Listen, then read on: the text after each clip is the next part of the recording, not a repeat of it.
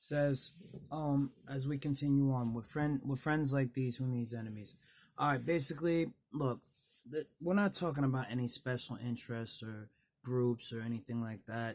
Those people, they're nobody's friends, nobody's enemies. They don't even exist. They exist, but theoretically, nobody pays attention to them except whenever we have to, because we're trying to keep them away from us because they're more interested in us than we are in them. Whether it's trolls, whether it's envious people, whether it's people with serious psychological problems trying to jump off the Smithfield Bridge, or just your average Rendy on campus making it a hard time for Omar Epps look-alike who just wants some higher learning, all right, and some time to party and BS himself. All right, but now seriously though, says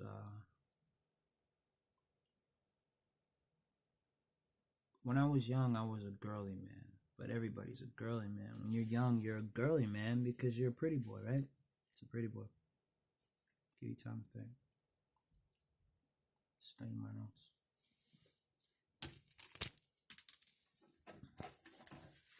Right here in the palm of my hands, I have my notes. I'm going to show you the top, but I can't show you anything underneath the headline because I registered for this class. So if you want to register for the class, you're welcome to. I'm in the library every single day, Sunday through Monday. Sunday, Monday, Tuesday, Wednesday, Thursday, Friday, Saturday, Sunday. 7 days a week I'm in the library. If not, I'm going to school on my phone.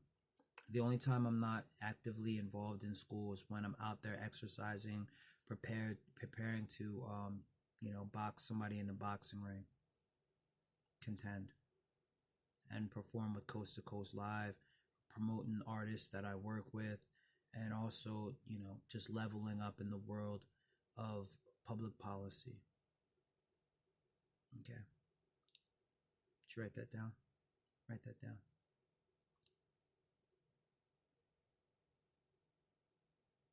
Okay, I feel like that's enough time.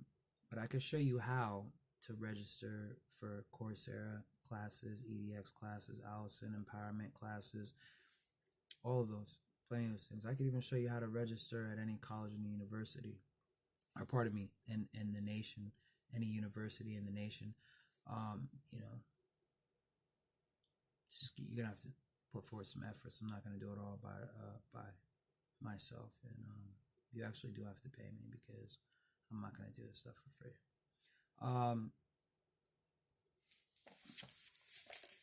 Here goes it.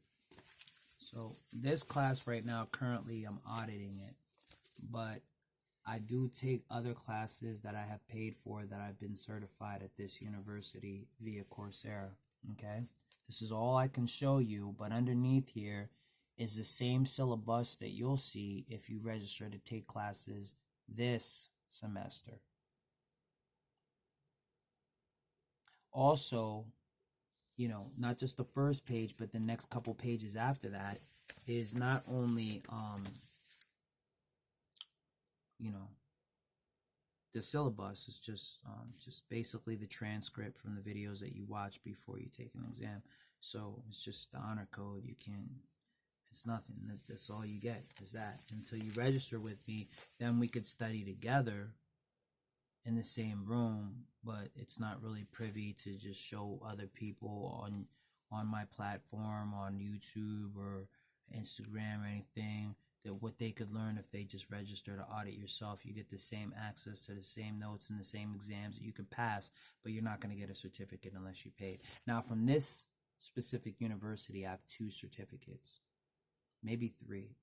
One is for chronic, meaning marijuana, uses, and the other one is for the technology, like the future of cannabis and all that. It's just basically just what's going on with the whole the marijuana movement of it being recreational and or medicinal in different states, and what's going on in Congress and Senate, why they're either deciding not to do it in some states or deciding to do both, or the one or the other, and who's actively participating in that, and why we should consider it something as students to think about whenever we select roommates, or we decide to maybe get a license to smoke and partake ourselves. So 2 of those classes I'm certified in. They're $50 classes. I paid for them both, and that's why I'm certified. But even if I pay for it, I still can't show you. It goes against the honor code. But if you actually enroll to actually pay for the class, then we could study together and we could just look at the same notes, and there's no sharing answers. We can't take the test side by side. And the unfortunate thing is, in good faith, nobody can actually see you, but those administrators, they have a way of finding everything out even when we think they don't. So it's just best that if we study, you take my advice that when it's time for you to take your test, you go take it, in your side of the library, or wherever we're studying, whatever restaurant or whatever. And that's the reason why I'm selective of my roommates. I don't just move in with anybody, because if we're in the same apartment, then it's kind of like it's conflict of interest. If we're both like taking the same class at the same time, it's just it could be good, but it could be bad. So just be careful and tread light. But yeah, this is a class that I'm taking. That's all. I loved. That's the whole sole purpose of me starting Stack Books Foundation. My student organization is, to have study partners. It's like a study group, etc. Long story short, all right, here we go. So, Pretty Boy. So, it's just in my best interest for me to implement a program. And that's why a lot of times when you see me doing my podcast from the library downtown, in the podcast room downtown, and I do my Think Like a Cop series, when I'm up here in this podcast booth, this is what I mean when I say Donnie Talks. But when I'm down there and there's room to walk around and teach, then that's what I mean about Think Like a Cop.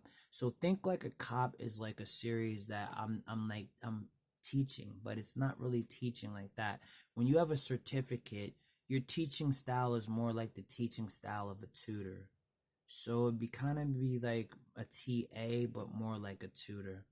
So, or an instructor, but only in the most basic means possible. So anyways, long story short, the employee handbook. Create your own employee handbook, create a system that works. This is also beneficial for people who are running for president of a fraternity.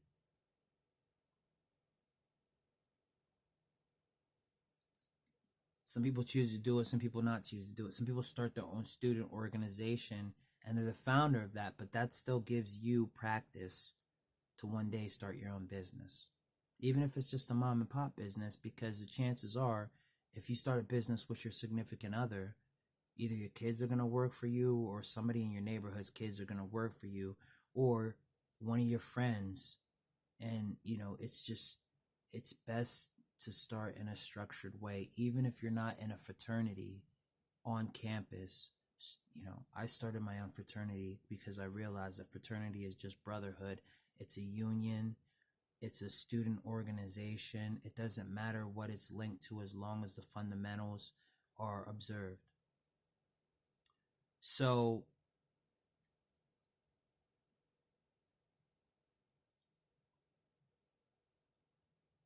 smelling, camping, the job of a journeyman. Being a journeyman, being a general laborer is not like working in the fast food chain, working in customer service, being a part of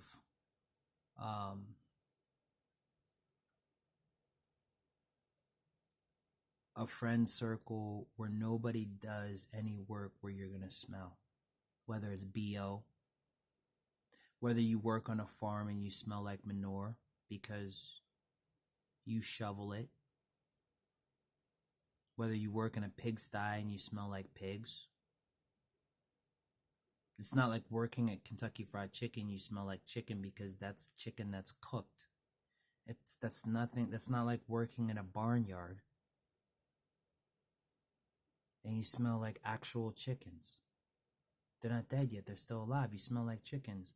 You go to class and you got chicken feathers all over you. You don't got flour and you smell like seasoning. You smell like real live poultry. People are like, yo, shut the door. Were you born in a barnyard? Oh, never mind. Keep that shit open. We'll be back after these brief messages, Sean.